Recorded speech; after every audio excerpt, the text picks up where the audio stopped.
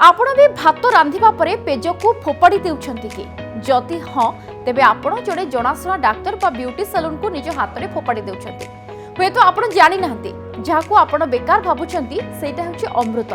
पुराना काल रे महिला माने केश को मजबूत एवं चकचक करबा पई एही पेज को ही व्यवहार करुथिले।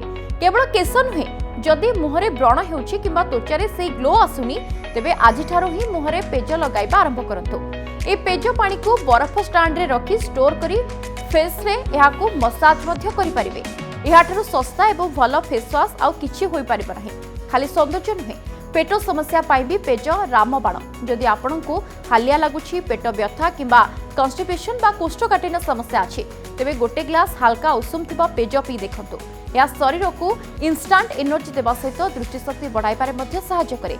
सेइथिपाई तो ओडिया घरे पखाळ तोराणीर एते आदर।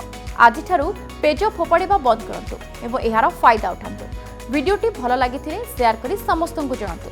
किंतु हाँ सुरक्षा दृष्टि डाक्तर परामर्श नेबा जरूरी।